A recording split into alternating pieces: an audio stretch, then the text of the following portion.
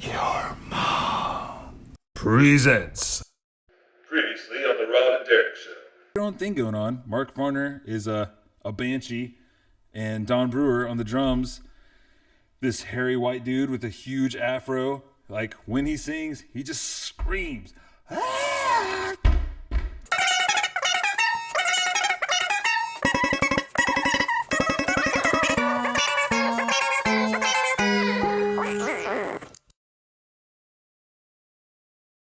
Boom. You know, he means it. And Mel Shocker just has a big fuzzy bass tone.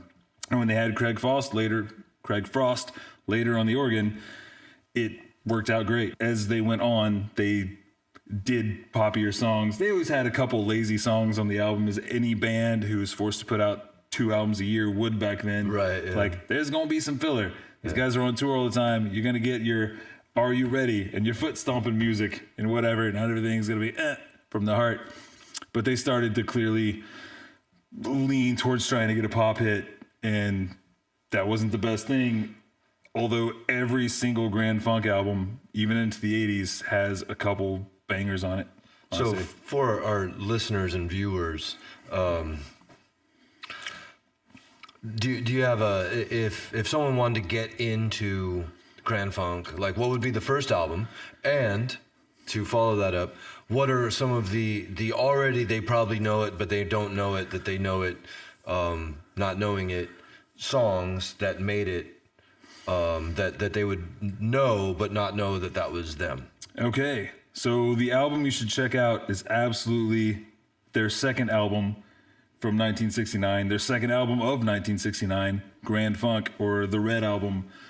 It's, that one. That's totally the one. That's definitely the one.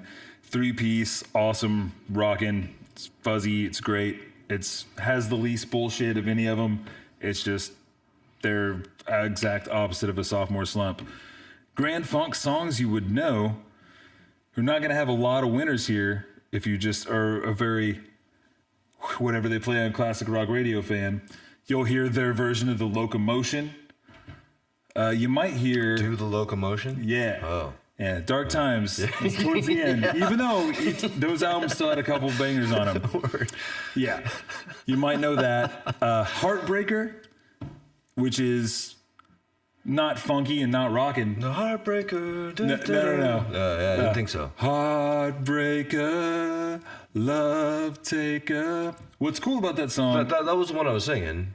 Oh, Yeah, I thought you were doing... Heartbreaker, Ding Taker. No. That almost sound like the same lyrics. It's like the same. It's totally like the same. But you're like the 80s rocking with the chicks singing. Yeah. This is like the 70s.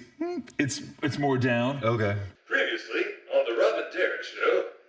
and not rocking. The Heartbreaker. No. Yeah, I didn't think so. But what's cool about that song is they recorded it as a 3-piece, like totally like a 3-piece, even though there's multiple organs, multiple instruments. What I mean is, Mark Farner, when he's playing guitar, there's no organ. When he's playing organ, there's no guitar.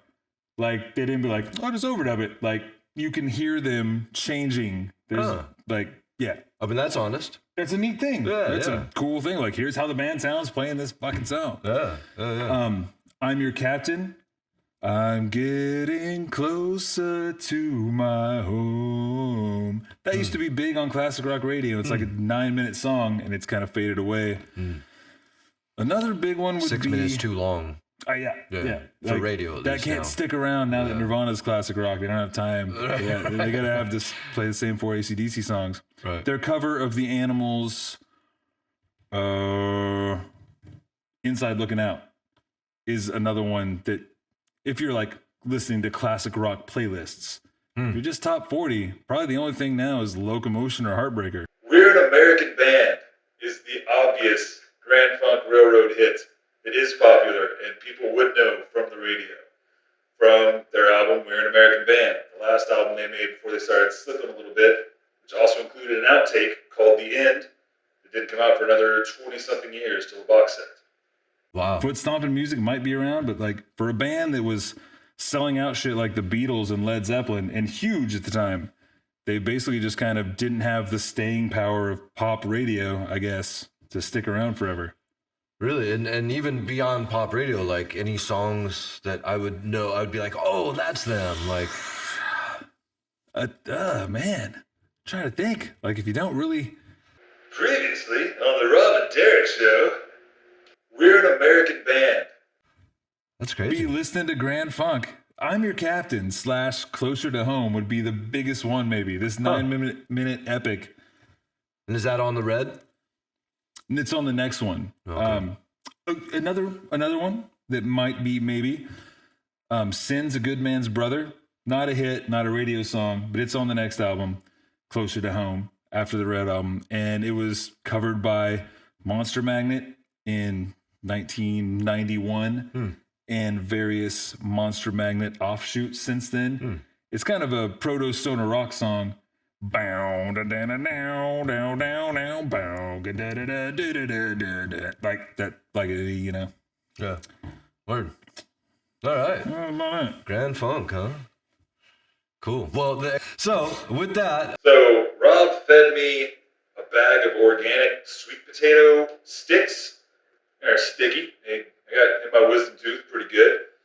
57 grams of carbs. And like, we do it all for you. Those carbs are for you.